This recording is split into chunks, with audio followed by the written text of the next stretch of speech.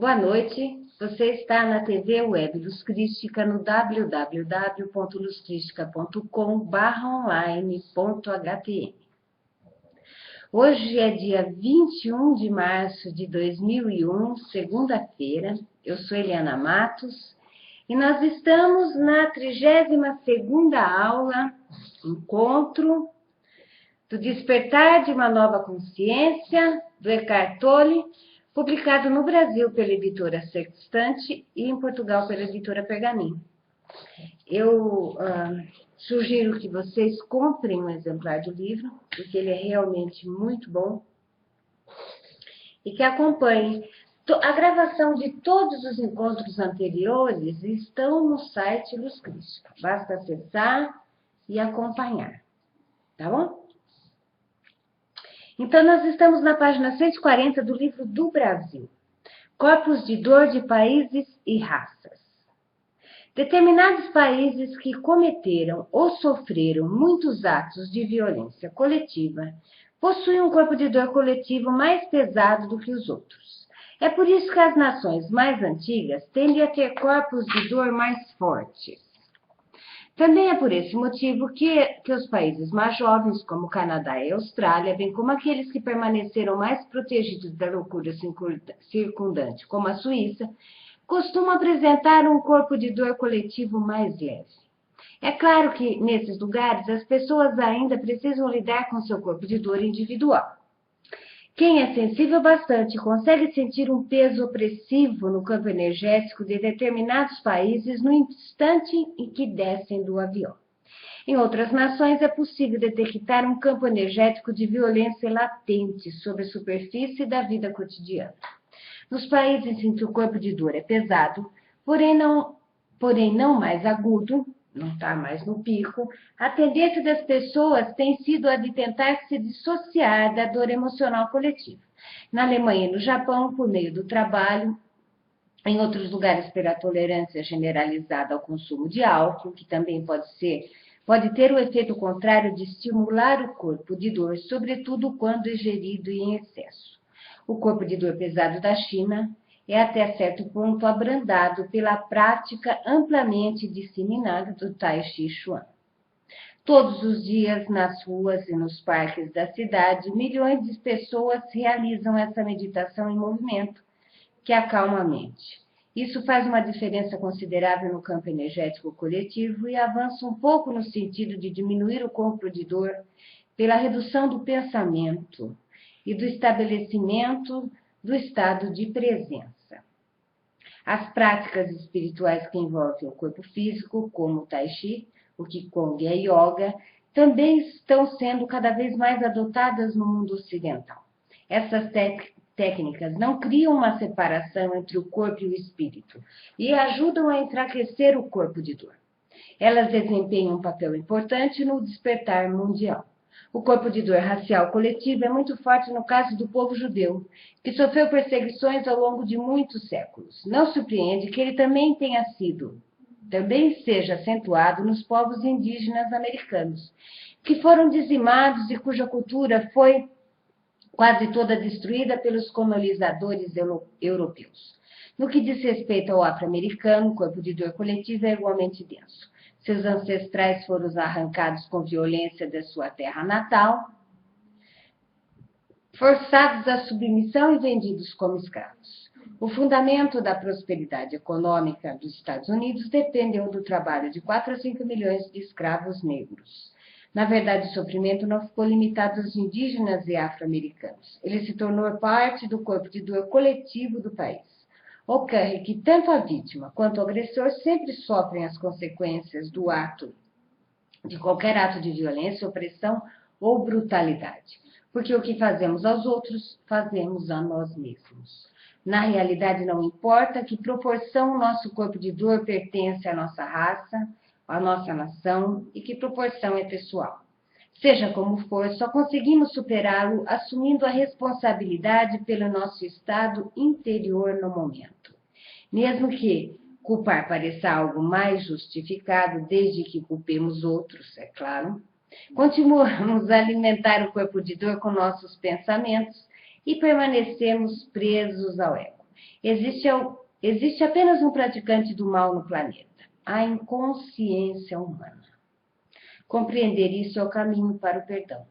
Quando perdoamos, nossa identidade de vítima se dissipa e a nossa verdadeira força se manifesta, a força da presença. Portanto, em vez de culpar a escuridão, acenda a luz. Muito bem. Eu acho que esse pedaço já se autoexplica, não é? Vamos começar o capítulo 6. Quero dizer que há um chat quando nós fazemos o programa ao vivo, segundas-feiras, às 20. Há um chat onde eu converso com as pessoas. Então, às vezes, vocês podem me ver conversando com alguém que não é quem está aqui fisicamente, mas é pela internet, no nosso chat, tá bom? Capítulo 6, página 142. O começo da nossa libertação do corpo de dor está primeiramente na compreensão do que nós temos. Deixa eu arrumar aqui. Ótimo. Do que temos. Depois, e mais importante, na nossa capacidade de permanecer presente o bastante, isto é, atentos o suficiente, para percebê-lo como um pesado influxo de emoções negativas quando entra em atividade. De novo, o começo da nossa libertação do corpo de dor está primeiramente na compreensão de que o temos. Verificamos, prestamos atenção de que esse corpo de dor existe em nós. Depois, e mais importante, na nossa capacidade de permanecer presentes o bastante, isto é, atentos o suficiente, não inconscientes. É um estado de presença. Atentos o suficiente para percebê-lo como um pesado influxo de emoções negativas quando o corpo de dor entra em atividade. No instante que é reconhecido, você ouviu, não se fala em julgamento, não se fala em culpa. É percepção. Quando a gente percebe, 50% já foi, porque antes nós não ouvíamos, não sabíamos que tínhamos, e quanto mais que agíamos de maneira reativa a qualquer fato externo ou mesmo interno que tivesse, fato externo que provoca uma reação interna nossa, mas não precisa ser nenhuma coisa com a gente mesmo, pode ser um fato que a gente está vendo na rua, na televisão, enfim, e que o nosso corpo de dor se manifesta. Então, antes nós entrávamos em ebulição sem estarmos conscientes desse processo dentro de nós. Agora, quando nós percebemos a nossa dor, o nosso incômodo, então não vamos mergulhar, vamos observá-los. No instante que ele é reconhecido, ele não consegue mais passar por nós e viver e se renovar por nosso intermédio, porque nós o vemos, reconhecemos, nós podemos até abençoá-lo, falar que realmente nós não desejamos mais isso, nem para nós, nem para o planeta, mas de uma maneira em que você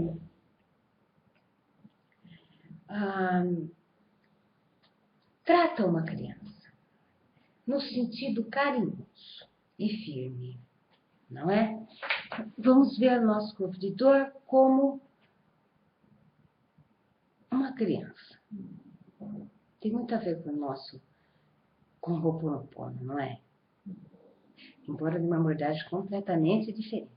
É a nossa presença consciente, estamos atentos e não julgando nem culpando, mas apenas atentos. É a nossa presença consciente que rompe a identificação com o corpo de dor.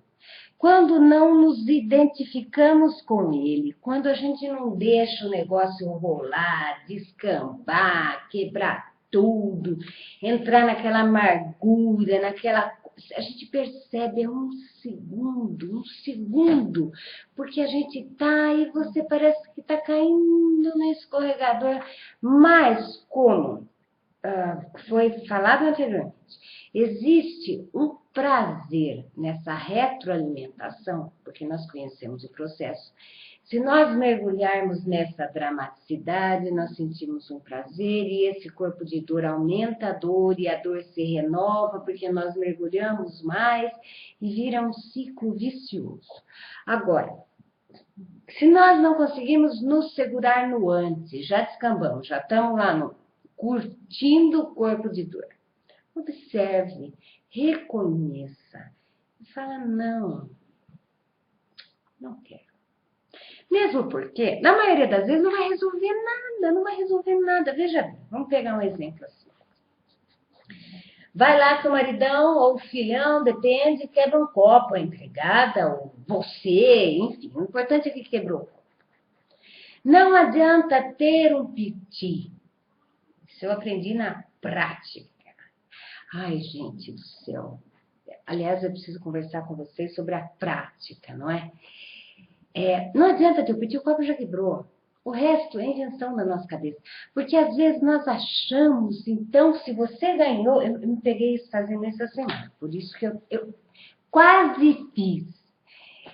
Mas eu olhei e reconheci. Minha mãe tinha dado um vidro de tempero, ela faz um tempero maravilhoso. Eu deixei lá na geladeira. Eu sei lá se fui eu, se não coloquei bem, ou o Alexandre foi mexer, ou não sei se outra... Não importa. Importa que quando ali abriu a porta, o negócio despencou, caiu, quebrou o tempero todo da mãe. Que é maravilhoso.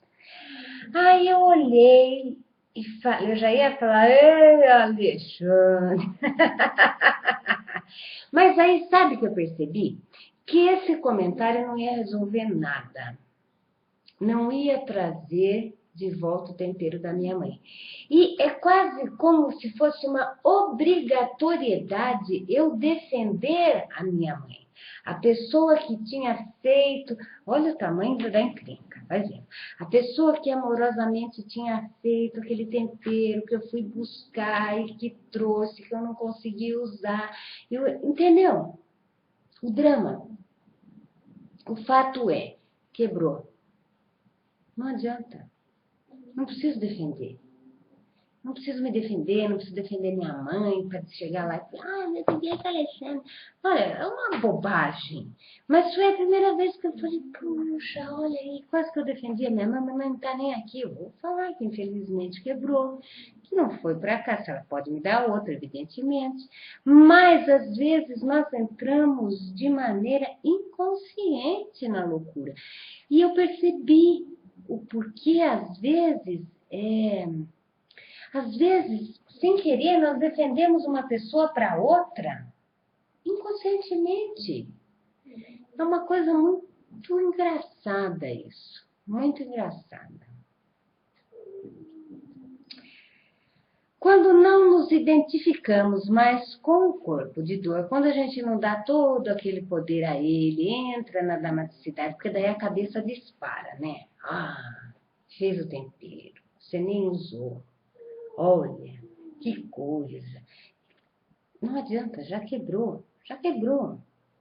O corpo de dor torna-se incapaz de controlar os nossos pensamentos. Exatamente, dispara o pensamento, aí segure. Já era. E assim, ele não consegue se renovar, pois deixa de se alimentar por ele. Então, realmente está na nossa mão.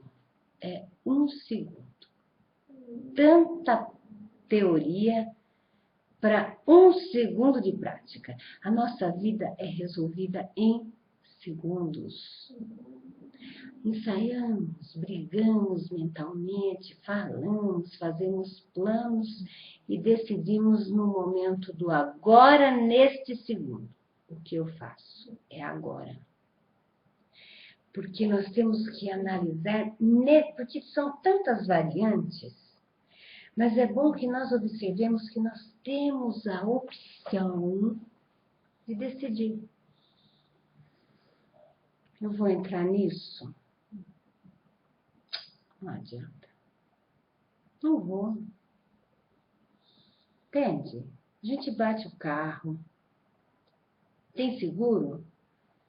Beleza. Não adianta sair se estapeando. A questão vai ser resolvida no seguro. Vai ser. sua ou dele, não adianta brigar. Não adianta.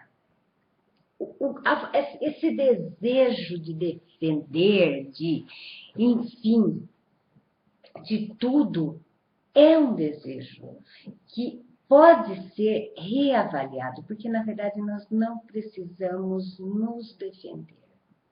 No sentido de eu tenho que brigar com o outro porque ele bateu no meu carro. A pergunta é, tem seguro? Tem. Então, meu cartão, me dá o seu cartão. Acabou. Não machucou ninguém. Se machucou, aí existem outros procedimentos. Mas nós podemos ter mais clareza e mais paz nas nossas decisões e na nossa vida, não é? É isso que esse livro e esses nossos encontros nos trazem. Deixa eu ver o que a Alice perguntou.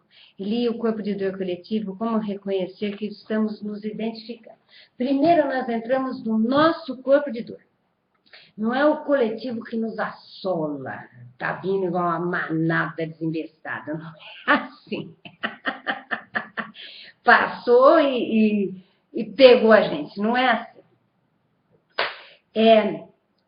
Por exemplo, quem é mais ansioso, mergulha num corpo de dor de ansiedade. Quem é mais dramático, depressivo, mergulha num corpo de dor depressivo. Mas o primeiro passo é seu. Entende? O corpo de dor coletivo vem se somar ao seu. E não vem te atropelando e te pegou. Nós temos aquele segundo, vocês percebem aquele segundo em que nós decidimos o pau vai comer, ou vamos juntar o lixo.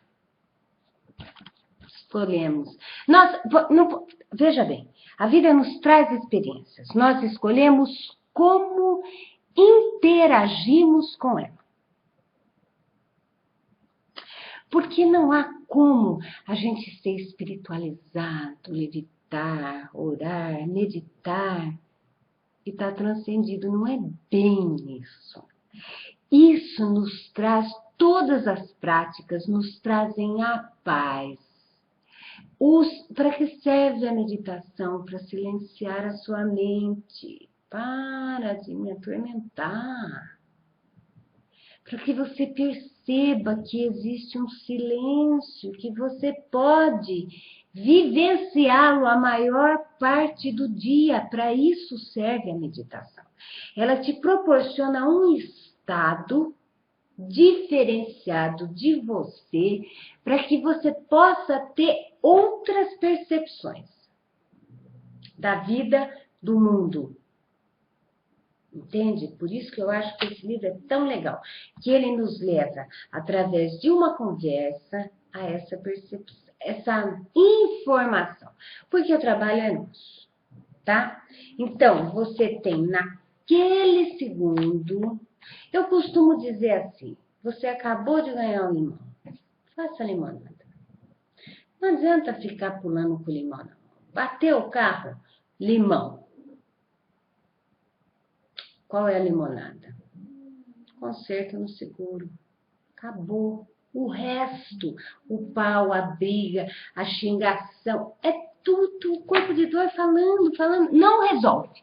Não vai resolver. Você vai ficar mais estressado, mais desembestado, pior.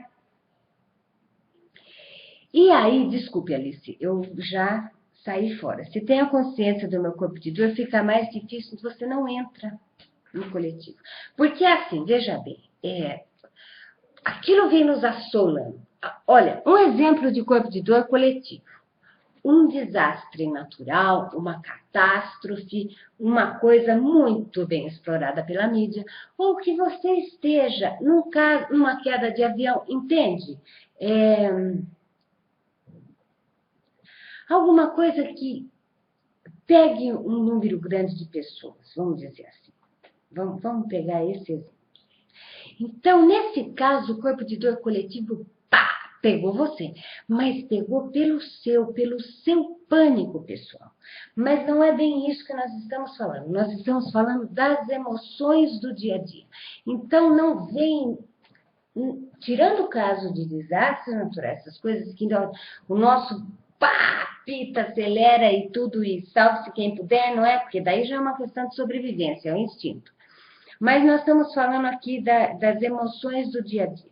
Então, acontece uma coisa, na sua vida acontece na vida de todo mundo, coisas difíceis. Acontece. Agora, o que nos diferencia de um antes e depois de nós mesmos, como é que nós vamos lidar com isso?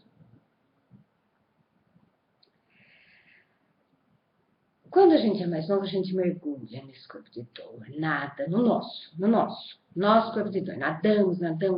Aí vem aquela pressão do coletivo e aumenta essa carga.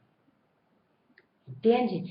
É como se você tivesse uma rachadura na sua casa e a água da rua aproveita e se soma ao que já existe.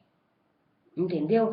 Porque se não tiver uma rachadura, a água da rua vai chover, mas não vai entrar na sua casa. Não é que ela não exista, é que não existe essa sintonia, essa rachadura, essa identificação com o que está acontecendo lá fora. Entendeu? Ele não é uma coisa que nos atropela. Sempre existe, vamos pegar esse exemplo, uma rachadura na nossa parede, que já existe. E quando nós decidimos assim, hoje eu vou botar para quebrar, caiu o copo, é agora. Ou eu vou me acabar na depressão, ou eu vou pular de ansiedade. Entende? Acabou de acontecer um fato. Você pode decidir. Mas eu não aguento. Aguenta, treine.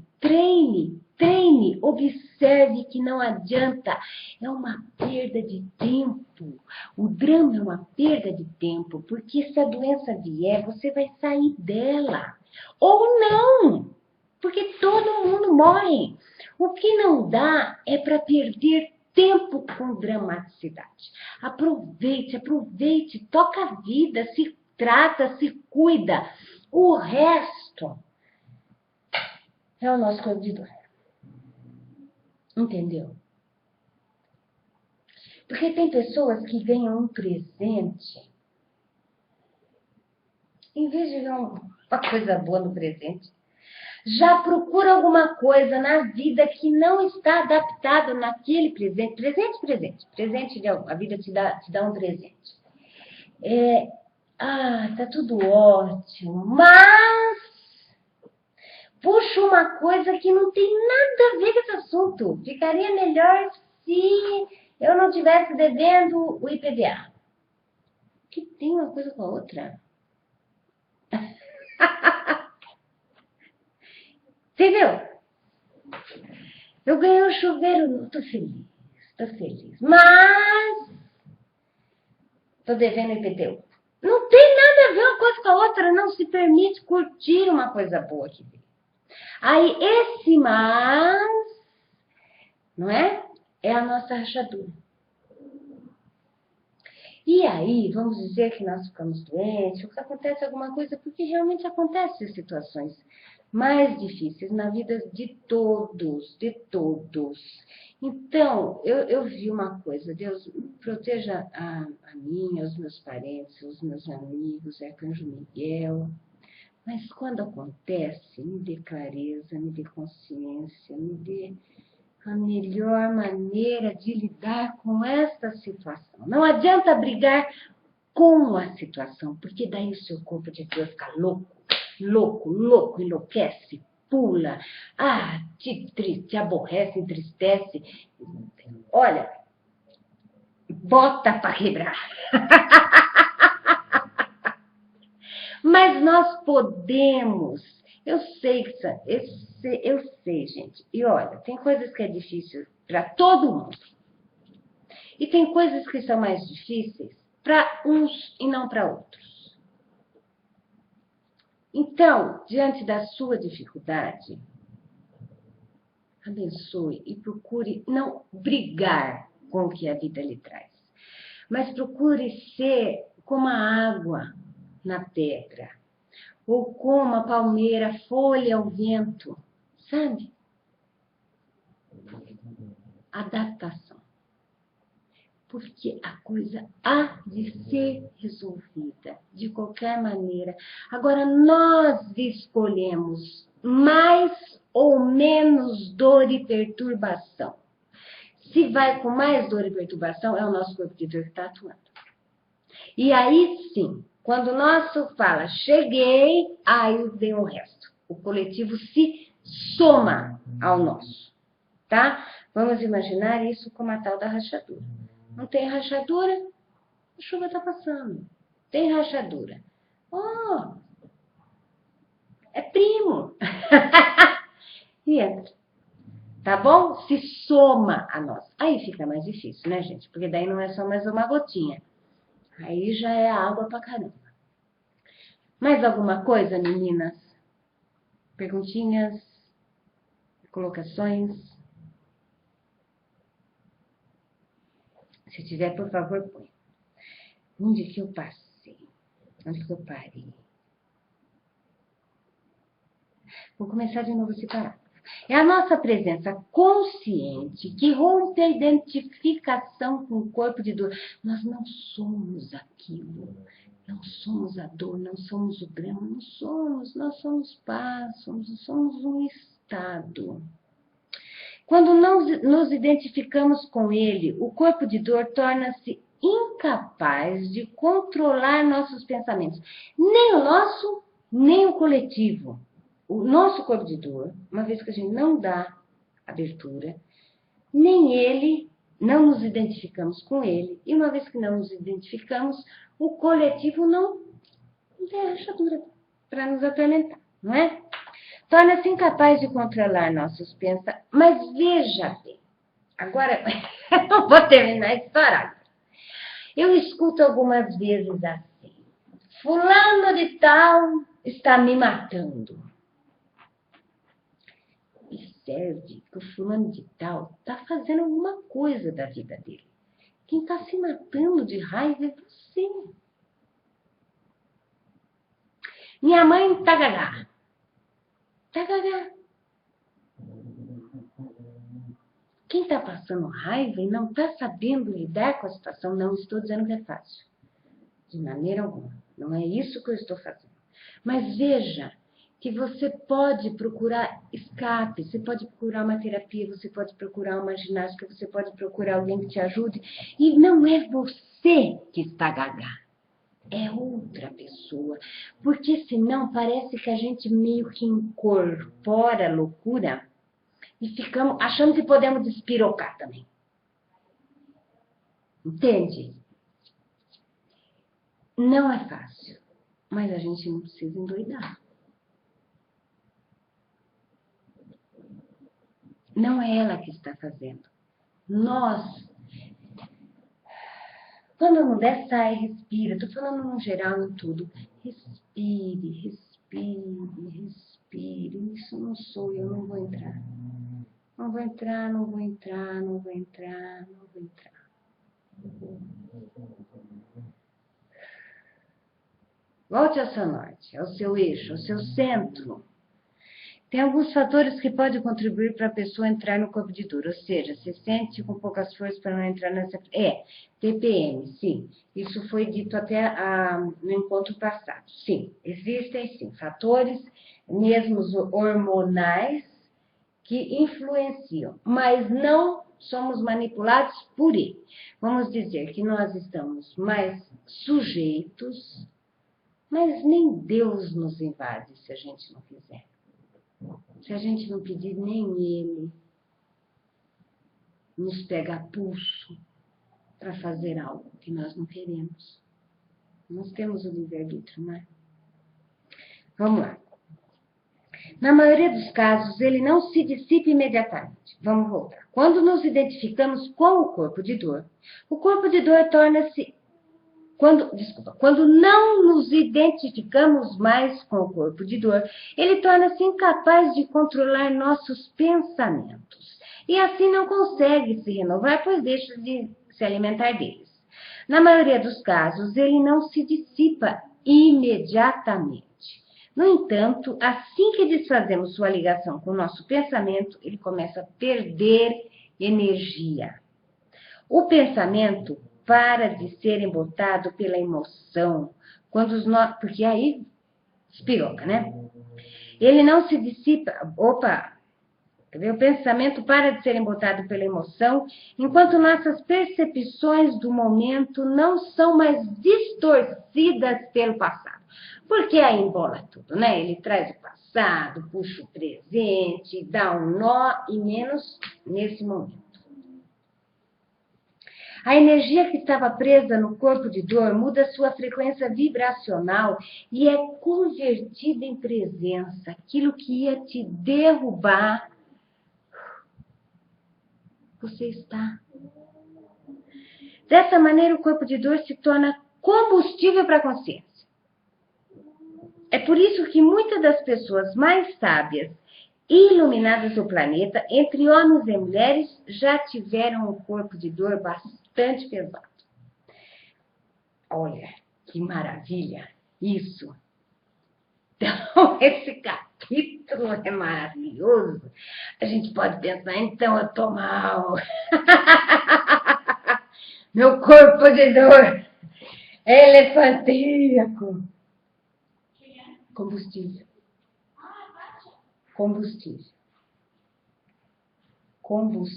Maravilhoso. Independentemente do que dizemos ou fazemos e da face que mostramos ao mundo, nosso estado mental e emocional não pode ser dissimulado. Todo ser humano emana um campo energético que corresponde ao seu estado interior. E a maioria das pessoas é capaz de senti-lo energeticamente, ainda que essa emanação de energia só seja captado de modo subliminar. Ou seja, não é uma coisa consciente, direta, mas um outro tipo de percepção. Isso significa que, embora elas não saibam que pertence a esse campo energético, embora elas não saibam que percebe esse campo energético, ele determina em grande medida como elas se sentem em relação ao indivíduo e reagem a ele. Isso é muito bem explicado pelo Ho'oponopono. Há quem tenha uma consciência mais clara do campo energético já no primeiro contato com alguém, até mesmo antes de que quaisquer palavras sejam ditas. Um pouco depois, porém, as palavras dominam o relacionamento e com elas vêm os papéis que quase todos nós representamos. Com isso, a atenção se desloca do âmbito da mente e a capacidade de sentir o campo energético do outro se reduz de modo significativo. Mesmo assim, ele ainda é percebido no nível inconsciente. Como é que rola no Ho'oponopono? Que eu falei para vocês, não é? Vocês sabem que a gente tem um curso de Ho'oponopono muito bem recheado com runa. Por quê? O Ho'oponopono é uma técnica do xamanismo Kahuna, uma ferramenta do xamanismo Kahuna. E o que vocês costumam ver na internet é o Ho'oponopono identidade própria. Mas existem outras e outras técnicas, outras abordagens, tudo baseado no runa. Muito bem, vou dar uma explicação no xamanismo Kahuna para vocês, como é que funciona isso, que é a nossa criança interior. Nós temos uma criança interior e o outro tem a criança interior dele, é o nosso emocional, não é? A nossa intuição, o nosso emocional, aquilo que não é a nossa mente consciente, vamos dizer. E, pelo xamanismo Kahuna, uma criança reconhece o estado da outra e reconhece o que está acontecendo no outro campo. E aí, as ligações, por isso que E isso não depende de estarmos perto. Não é interessante? Não depende de estarmos perto. Então, esta abordagem do Eckhart Tolle também pode ser entendida como a leitura da nossa criança interior. Para quem gostaria de saber mais sobre o xamanismo Kahuna e o Ho'oponopono, tem o nosso curso aí que vocês podem encontrar no site, tá? Eu dei uma pitadinha porque realmente quem fez o curso de Ho'oponopono sabe que nós estamos falando praticamente da mesma coisa. Quando compreendemos que os corpos de dor buscam inconsciente mais sofrimento, isto é, que eles querem que algo ruim aconteça, passamos a entender que muitos acidentes de trânsito são causados por motoristas cujo corpo de dor estava em atividade naquele momento. Sempre que dois motoristas com corpo de dor ativos chegam a um cruzamento ao mesmo tempo, a probabilidade de haver um acidente é bem maior do que em circunstâncias normais. A pessoa não tá presente, está matutando, está pensando, está bloqueado, né? Se não tiver mamado. Vamos dizer que está no estado normal de loucura. O corpo de dor naquela atividade maravilhosa.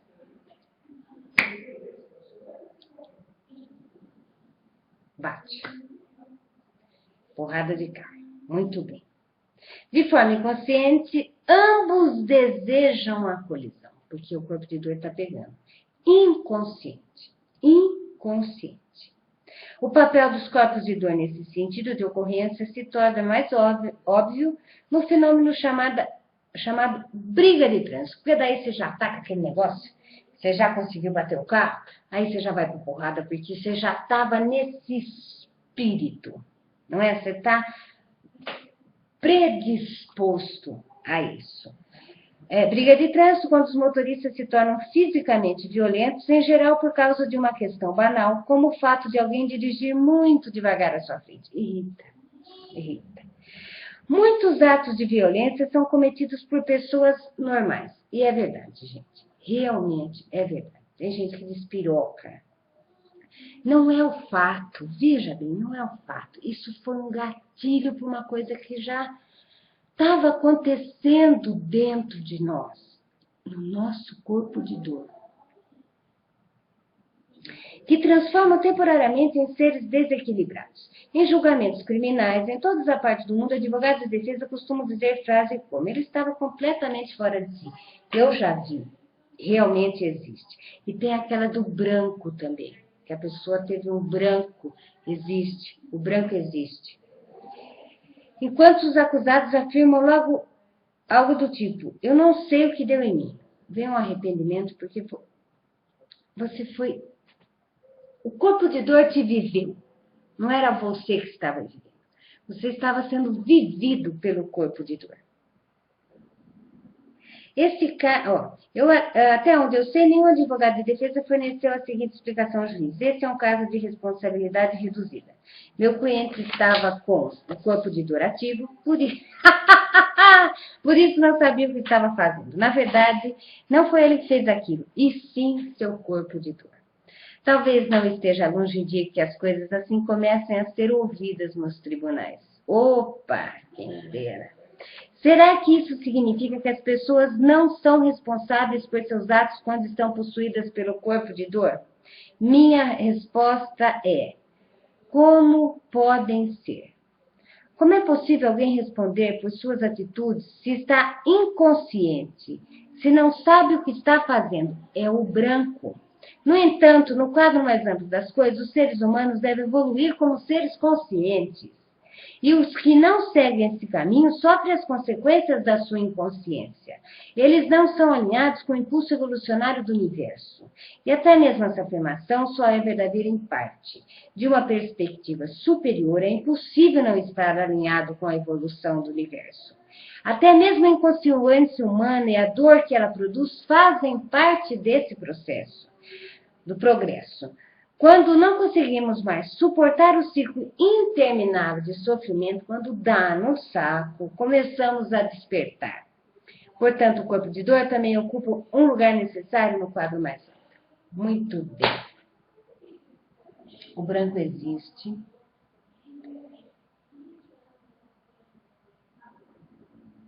Por isso que não dá para ter culpa e julgamento. Isso é para juiz e promotor, para delegado, juiz e promotor, que são as pessoas responsáveis pelos cumprimentos das leis. Agora, de nós para nós, a gente não precisa se julgar nem se condenar. A gente não pode e não deveria, então, fazer de novo. Porque já vimos que essa experiência da inconsciência nos traz muita dor de cabeça. Não é assim, sabe o que acontece? Neguinho fala assim, mas se eu ficar sabendo dessas coisas, vem uma responsabilidade. Claro que vem a responsabilidade do que você sabe, mas é melhor você ser responsável pela sua vida do que você ficar dando tiro para tudo quanto é lado e sofrer, e achando que esse sofrimento é a saída para tudo. Não, o sofrimento é para você despertar para outra coisa. Tá bom. Meninas, comentários?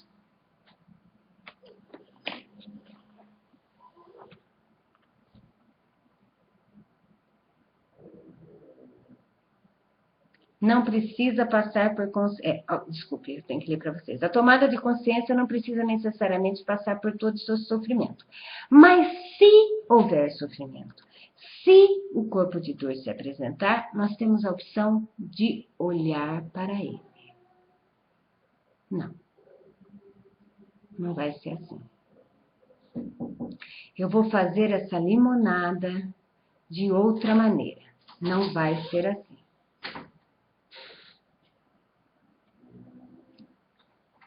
Tá bom?